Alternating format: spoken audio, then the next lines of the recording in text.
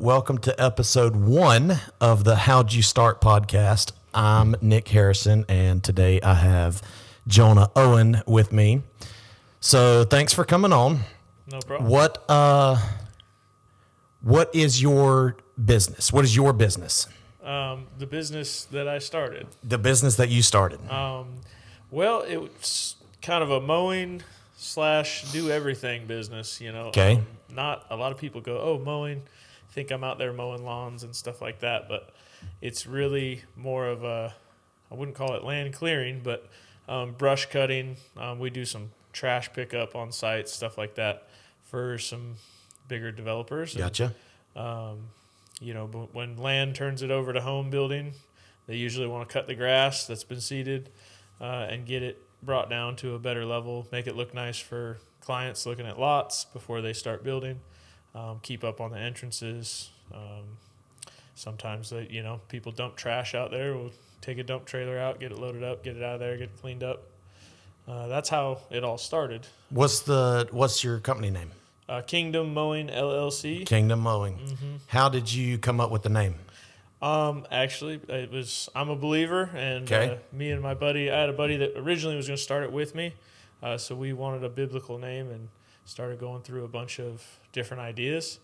Probably had a list like 10 different names, and that was just the one that we kept coming back to. Gotcha. And then he ended up moving out of state, and I just stuck with it. I made the LLC, and I sat on it for a while, and then one day just pulled the trigger.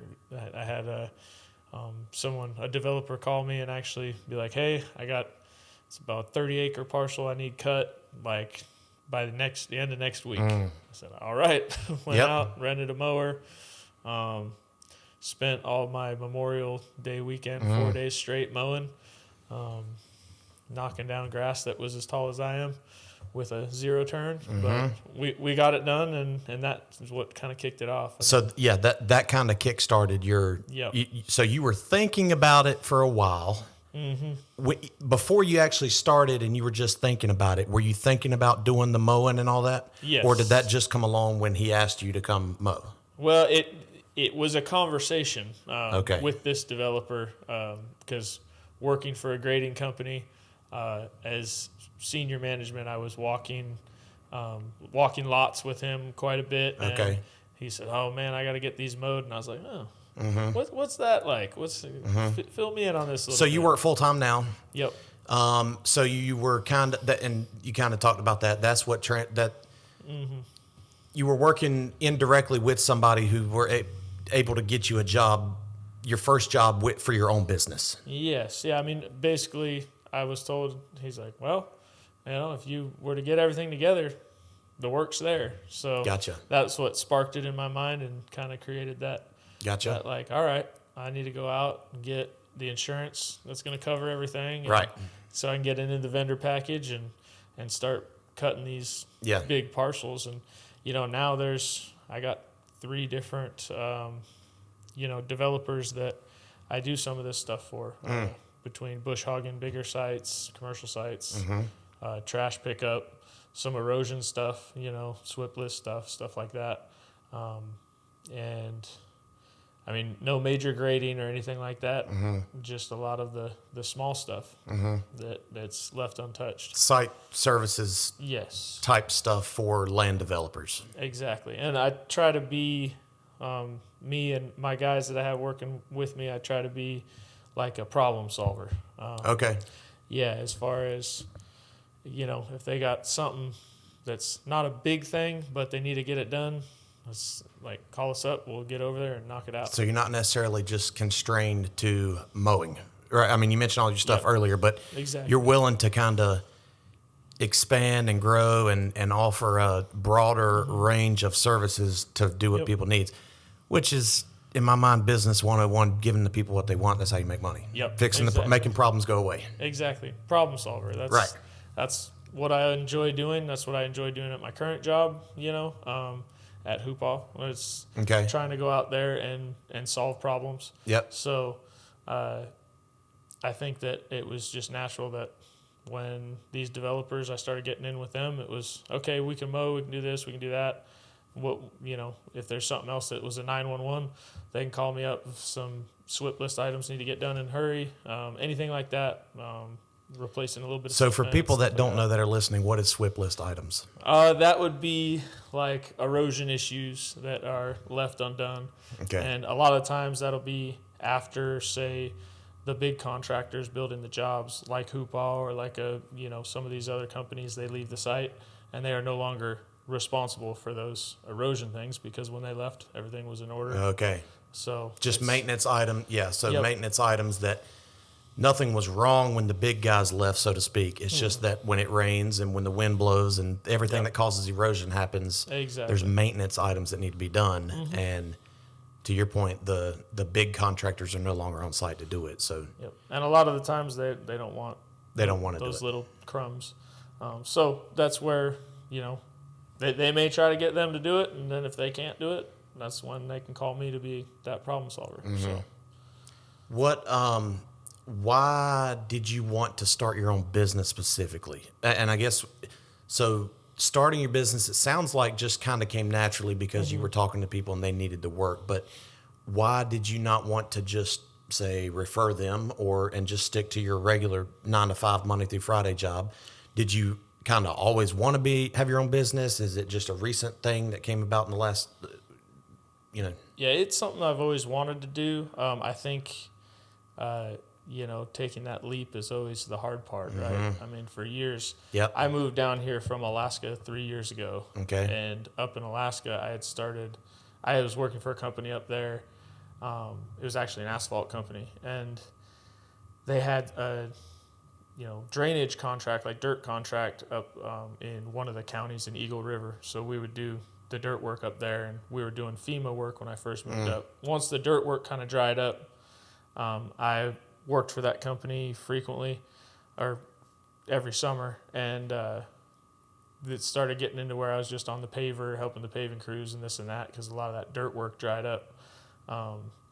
I started getting into a little side work up there and, dug a footing for a concrete guy actually at the current job I was at.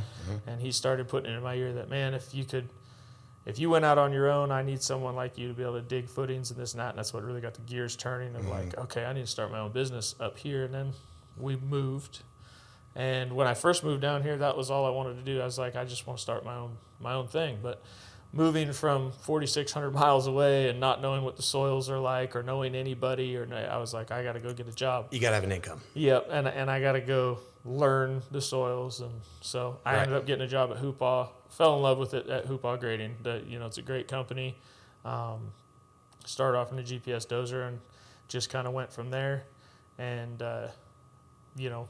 now it's 3.5 years later, and I started my little side business and still working at Hoopah full time, and it's been fun. So speaking of that, how do you juggle working, I presume, long hours at Hoopah full time and the side business?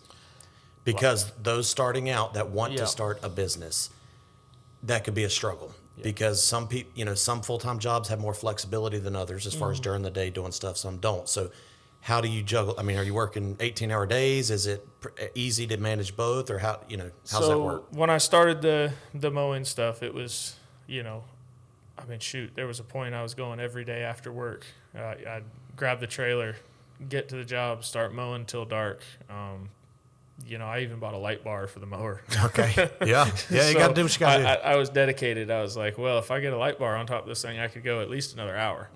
And it, depending on which site it was, if there was houses around or not. But it was every day after work, every weekend. I was me, and I finally found a buddy that would swing a weed whacker for me when I needed it, and that was pretty much all the time because I always want the curbs edged and around all the utilities that I can't get with the mower. So. And now that guy actually that swung the weed whacker for me all last summer he's now running the mower and running the crew, and he's got a guy swinging the weed whacker for him. I've had them going full time, but it's actually hasn't interfered with my work, like my current job, because for the most part, other than a phone call here or there, it's You have the after crew hours, doing the work, and you're I have someone right. out running and doing it. So you, at what point did you bring other people on? Because it was just you starting out. Yeah. And so, not always, but some people you talk to that own businesses, they don't start hiring employees until they're doing it full time. They maximize their 40-hour week full time. Yeah. And then they're like, oh, I can't do any more, so I hire more people. You're kind of in the anomaly where it's like, and I think it's great because that allows you to work your full time job still. But how soon after you started did you bring people on, and why did you bring them on so quick? Well, I brought someone in to swing the weed whacker for me pretty quickly because it was the way I looked at it is, yes, I have to pay somebody, so that's an expense. But if I got to do the mowing and swing the weed whacker, that's twice as much time I'm out there, and the less I'm going to be able to get done at the end of the week, and the less time I'll have with my family in general. And a lot of I got some other friends that own small businesses and stuff, and they're like, couldn't believe I was bringing people on. But the way that I look at it is, if they can be out there doing it, and obviously when I'm off work and I have time, I'll be out there with them. But if I can have them out there doing it, that's just more than I can get done. And yes, I won't not necessarily putting as much in my own pocket, but also that's probably one of the more gratifying things is being able to help support some of these people that are, like the two guys that I had working for me. One of them, he's truck driver, the temp agency, he'd get a job here and there, and then he was struggling to have consistent work. And I mean, to be honest, I thought the winter was going to be dead. And then we ended up getting some of this miscellaneous work with some small erosion stuff like that. And I was able to keep him busy all winter long, and he was able to continue, paying his bills and putting food on the table and whatnot. And, he's thanked me multiple times saying that, you got me through a really tough time. So like that part of running a business is actually really gratifying as well, And he works for you full time now. Yes, he's on a temporary trucking job at the moment, but that'll end here in a couple weeks. So you're at a point where you would say you have enough work every day to keep guys busy. For the most part, I mean, there's a point where there was a couple days where I've had to, we have a family friend who has a big barn and she's a widow, so like, okay, he needs some hours. We're gonna have a slow day. Yeah. I'll just send him over there and let him mow her whole place and bush hog her horse fields and stuff like that. So, I mean, we've had our slow spots just like anybody. But for the most part, things have been staying pretty busy. I mean, there's, a day here or there, I'll have them go work on the trailer and get it set up for the summer or do maintenance, stuff like that. But just to keep him moving and keep putting money in his pocket because I know he needs it. But, as things... We're not even in the mowing season yet, and we've been so busy. And I know that looking at how fast the grass is growing after the rain this last weekend, it's like I know that we're about to get real busy. Right. And the work keeps coming. I mean, it's just the few contractors we have giving us work. It's a lot to keep up. So that was going to be my next question. How do you find new customers or market or advertise, or do you even need to? And even if you do, I'm assuming there's a fine line. You don't want to get too big too quick. Yeah. And that is the tricky part. You can't take on more than you can chew, right? And that is something that, I know like last season when I first got started, it was like, whatever anyone threw at me, I was going to do whatever it took to get it done, and I still feel that way. But I know that, I put an ad up on Marketplace, small grading stuff, because this winter, like I said, it got slow, and I was like, for about a month, I was thinking, oh, man, we need to keep getting some work. Well, now I get all these, Marketplace messages about, hey, come bid my yard or come do this, and I'm kind of like, well, I'm booked out. Let me get to it. And I'm kind of realizing I probably need to take that down because I need to make sure I don't bite off more than I can chew. And that small grading stuff, a lot of those homeowners are wanting that Marketplace special. Right. And like realistically, if I got to carry a $2 million insurance plan and have a, rent a skid steer or buy a skid steer, haul it over there, I'm not going to be able to give them that homeowner special Right. deal they want. You know what I mean? It's going to be So is full price.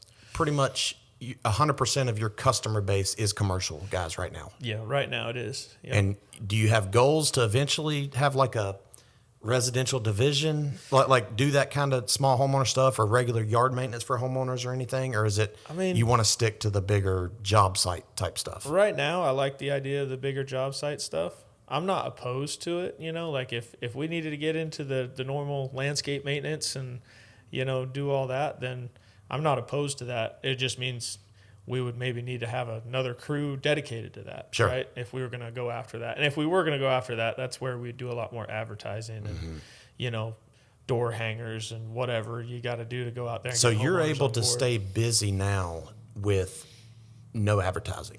Yeah, for the Good. most part. Yeah.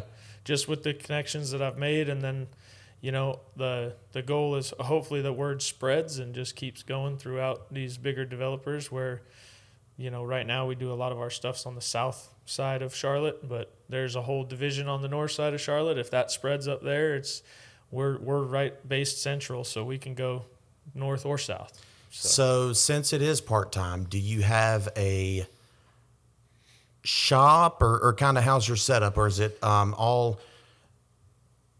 how's the setup work with equipment, and is everything rented? Do you own stuff? How does that? So yeah, after I rented that mower for that first job and I saw the price of that, and then I went and priced a mower, I was like, well, yeah, 0 down, 0 interest on a Kubota 0 turn. I was like, that's a no-brainer. My payment's a fraction of what I just rented that for. And so I went out and financed a mower. Okay. And it's definitely paid for itself. Been worth it. And then I actually have rented a skid steer and had it rented for about 5 weeks and realized, okay, that was about 4 or 5 months of payments. Right. So I probably won't rent one again. But for in a pinch and the learning curve, it made sense to rent at the time. And you didn't know whether you were going to one-off it or, Yeah. if it's something you need one weekend every other month, it's a lot different using it every day. Yep. But I think even if you're only using it even those few times a month, when you look at the cost of renting, it's worth it, So do you, like with your mowers and stuff, it's, I'm assuming you're running out of your house now. You don't have a commercial space or something because it is, right? Yep. Yeah, I don't have a commercial space as of right now. We have some property though, so there will be a shop built for sure. But right now, everything's in my enclosed trailer that I bought for the mower. And, I got that mower, and then a couple weeks later, I bought the enclosed trailer. I wanted something enclosed so I can have it locked up. I can put all my tools in there. I didn't want to deal with it being open to the elements. Sure. And so right now, everything stays in the right there in the enclosed. And it sounds like you are, I guess, quote, doing the right thing in that you're not going out here and buying hundreds of thousands of dollars of equipment overnight hoping for the best. You're buying it as you need it. You bought the mower, then you bought the trailer. You're renting if needed. Like, you do hear of businesses sometimes that, go out and buy all this stuff and then the work doesn't come. Yeah. And now you're stuck holding the, Well, believe it or not, I've had a handful of friends that, have started their own little businesses and stuff that are like, where are you getting to work? How are you getting to work? I bought all this stuff, but I don't know, I don't ever want to get in a position where I put the carriage before the horse kind of thing. It's like I want to have a way to get the work done. If I don't, then I'm just in the hole making payments. So, have you had any major screw ups? Like anything that, especially with like a big job site or a big developer, has there been anything that's like either scared you, like where you almost messed up or you actually did mess up, whether it was financially or just schedule wise or anything? I did have one scare, luckily the guy was very cool. I gave him my card and I said, if let me know if this isn't, something that needs to be replaced or whatever. I have insurance. I can handle it. Mowing, I was mowing in a neighborhood, and it was a big common open area, and there was some trash and debris that had been out there, and a chunk of plastic. I don't even know what kind of, it's like a hard chunk of plastic. Mower slung it right through the silt fence, threw it about 30, 40 feet, hit the side of this guy's house, and he was out in his driveway, and he was like, came over like, hey, man. And it did put a little dent in his siding. And we went and looked at it, and I was like, man, I'll raise the deck up. I'm so sorry, and I handed him a card. I was like, let me know what we need to do to make it right. He just told me, oh, no, don't worry about it. We're good. It's no big deal. That's it, though. No other major problems. Yeah. Other than that, I haven't had anything crazy. I mean, other than getting the mower stuck here and there and having, get it out, or slipping a track on a skid steer, or, the normal things that you deal with. No major, like, financial regret or mistake. I mean, nothing crazy like that. No. I mean, nothing. Nothing. And then, I mean, I guess, they always say in a cliche way, learn from your mistakes. But in that case, there's nothing to really learn. It was, there's not. I have learned to stay calm, because I have had, I had my main guy that works for me, I got the skid steer dropped off on a job, had Sunbelt drop it off, and calls me like probably 5-10 minutes after it's off the trailer. I got it stuck. And he was like, man, I'm stuck. I'm so stuck. And I could tell he was worked up. And I was like, at first I was like, I'm at work. I can't help you. Right. You're going to have to figure this out. And I felt myself getting a little, and I was like, you know what? This is going to happen.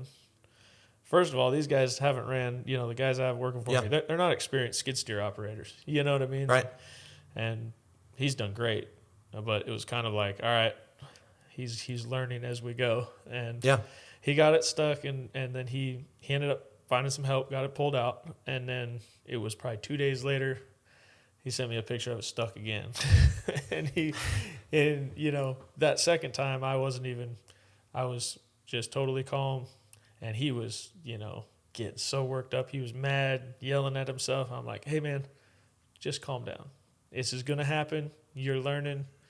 It's not a big deal. We'll get it worked out. Like, it was the very end of the day. So, I was like, I'll come by after work. I'll see if I can get it out, if I can wiggle it out, because I didn't know if he knew how to get something unstuck. And I was like, you take off. He had prior commitments that evening. I said, take off. Don't worry about it. Don't stress about it. I'll leave the strap. I have a pull strap. There was another contractor we knew working right up the way, and he has a skid steer there. I was like, if anything, I'll call him. He'll send him down and help us get out, and which I did. I called him, and he said, oh, yeah, no worries. Just have them go get with them, and they'll come help him out in the morning. Well, I went down there and tried to get it unstuck. I couldn't get it out. He had that thing buried. So I was like, well, at least we tried. And you're all kind of learning together, too. Mm-hmm. I mean, you're learning how to run a business, and he's learning how to do that kind of work. Absolutely. He's not an experienced grading operator. You're not a multi-million-dollar business, right? I mean, you're kind of learning. Mm-hmm. And so you're learning how to stay calm while you're at your full-time job and deal with issues. He's learning how to, I guess, not upset you or cause more damage. Stay calm with that, Yeah. Yeah, it's been a very humbling experience for sure. I think that's been a lot of the fun about it, is not necessarily going and actually doing the mowing and doing the work. Like my current job, when it comes to doing excavation, which is what I've done. I've been in the grading world now for, 11 years. It's like I've always been an operator. I enjoy running machines. I enjoy moving the dirt, watching that stuff go. And I think with my side business, it's not really mowing the grass or, dealing with silt fence or erosion stuff or any of that. We've mowed ponds and picking up trash. Like, it's not necessarily fun work, but I think the fun part for me has been the business aspect of it. So how hard has that been, learning the business side, how to pay people, how to deal with insurance, how to deal with taxes? Like, has that been difficult or come easy? Or I mean, it's been a learning curve, but I think that, just burying myself in it when I need to, doing profit loss sheets and stuff like that, just trying to learn as I go, a lot of research. And fortunately for me, I have a lot of resources of people that have run their own businesses or have their own businesses or used to have businesses. So I'm able to refer to them quite a bit, and get advice. And because even not pricing something too low, knowing what your costs are, but then also not pricing too high, or there's a lot that goes into a business owner. Oh yeah, and I've given bids for things and not gotten it, and been like, dang, maybe I was too high. But I also don't ever want to underbid something to where I'd lose my, Leave money on the table. yeah, I just lose my ass on it. So Yeah, right. you Right. know, but the that's been probably the more tricky part is learning how to actually bid these things and price them. But like I said, I've had a good amount of resources that I can talk to about it, and now that I've got my baseline of what I kind of need to be at to be, successful and make it worth it for me, it's a lot easier for me now. Is there a lot of so you mentioned you're a problem solver. You kind of do a little bit of everything to fit the needs of the clients. Is there a lot of competition? Because by doing that, I don't feel like you're necessarily in a niche. You're not just doing grading. You're not I guess, known as a grading guy. You're not known as a trash company. You're kind of your own niche. Yeah. So is there a lot of competition, or maybe there is, but you don't see it as much because you have the connections and the people that are always calling you because they got to know you? Or I haven't seen it as much, but I mean, I know that it's out there. I know there's another. I have one builder company that I've been trying to get in with for a while, and they I'm buddies with their land guy. He keeps telling me, oh, he's going to send me a vendor package. He's going to, he's going to do it, but it never comes through. But part of that is he already has someone who does his mowing, and he's used him for years and years and years, and he told me his pricing and this and that, and I was like, well, let me know. If he ever let you down, let me know. Okay, I can be there. And he let him down a couple times, and so he was like, oh yeah, I'll get you that vendor package, but I still haven't seen it. So it's kind of one of those things where I know there's competition out there, but he's already kind of has his guy, and really at that point it's kind of like, well, if his guy ever slips up or lets him down, then that opens that's opportunity. But I've also explained to him, like, that other guy, he only mows. He does not do anything else. He just shows up, does his mowing, and he's done. And that's what I try to explain to everyone is, listen, you got trash that needs to be picked up, because there's nothing worse than, people dumping on sites. It happens all the time. That's one that I like to throw out there. We'll come pick it up. We'll get it out of the way, get it cleaned up before you have clients coming and, wanting to walk and buy lots and stuff like that. You got silt fence that's torn down or needs to be set back up or replaced. Any outlets that need to be, fixed up, silt sacks that need to be pulled out and cleaned or replaced. Just any of those items, we can get in there and get it done. And that's, I think, like you said, that's where it does. I'm a little different than most of the guys that are just mowing, because a lot of these guys that they hire to mow are like landscapers that do yards, and then they get the developer says, hey, will you come do this big 30-acre parcel? They're like, oh yeah, that's right. So they like it, but really they're not in that type of work, of like all the rest of the stuff that I can offer. So that's why I try to offer more than just, okay, I'll come mow and weed whack. You know what I mean? So I asked you a minute ago about your kind of biggest hiccup, scary moment, mistake. The opposite of that. So I know you like what you do and you enjoy this, but was there one day or one time that was just like, man, like, was there a particular time, or it's all just been kind of fun? It's really all been kind of fun. Sure. I guess there's always certain jobs that you're glad you got over other jobs or whatever. Yeah. But so kind of tagging along with that too, was there a day or a specific moment that, like, the best way I can phrase this is that it clicked and you're like, man, this might actually work? Or has it kind of just been go with the flow? Because it's different. You working, having a full-time job. Yeah. It's not eat what you kill, because you're still going to get a paycheck every 2 weeks. Yeah. But was there a moment like where it was like you were worried about it, something happened, and then you're like, man, this might actually work? Well, actually, it's funny. So that first job that I did was a big job, right? I rented that mower, and that grass was so thick and tall, and having to spin donuts on it to get it to even knock down. And I was so overwhelmed those first few days. Like, I don't know if I'm going to get this done. I've only got 4 days. It's just me. I ended up phoning a friend and subbed part of it. He came in and was able to knock down some of that grass for me with his bush hog. He brought a big tractor with a big old bush hog, and he ended up knocking a chunk of the side out. And then I just kept at it. I was doing, I did 14-hour days, like all 4 days. Wow. I think there was even a 16-hour day in there. And when I got done with it, I was like, oh, okay, thank goodness. I sent that invoice off, and that felt good. Well, I had gotten the insurance, but I hadn't gotten for that client, I hadn't gotten my certificate of, what is it, your COI. I hadn't gotten that into them and sent back yet, approved.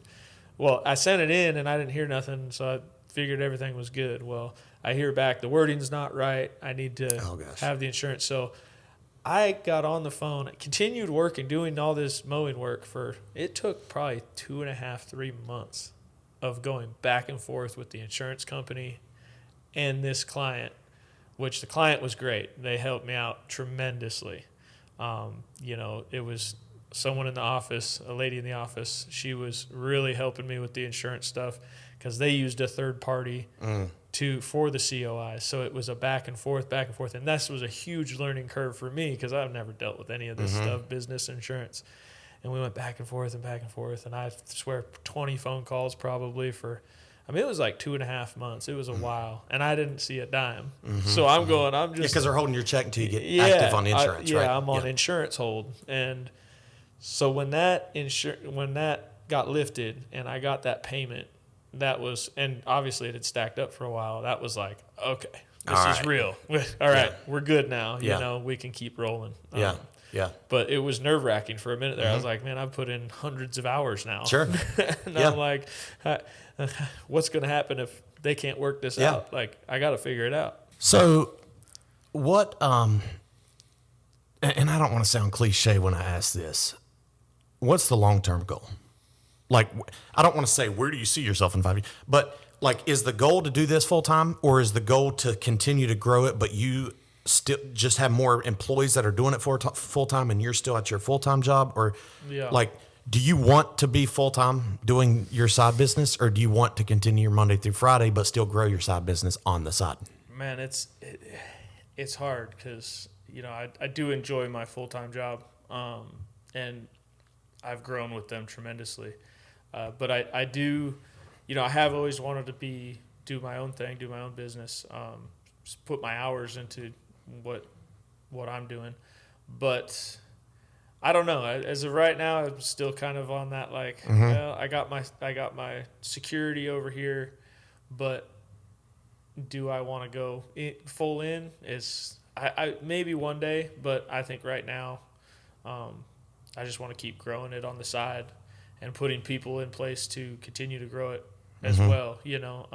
Maybe we start getting enough work, add a second crew, and by the time if we add a third and fourth crew, then it might be where it's kind of like, okay, there's too much going on for me to be over here doing this. Yeah, so it almost sounds like you're wanting to stay at your full-time job until it just literally gets too much to handle, where you have to quit and go full-time for Kingdom. Yeah, that would probably be the best way to say it, because I mean, ultimately, I don't want to hinder its growth, right? But and I want it to continue to go, continue to grow, but I think that until it gets to a point where I can't do both, then I would like to stay doing what I'm doing.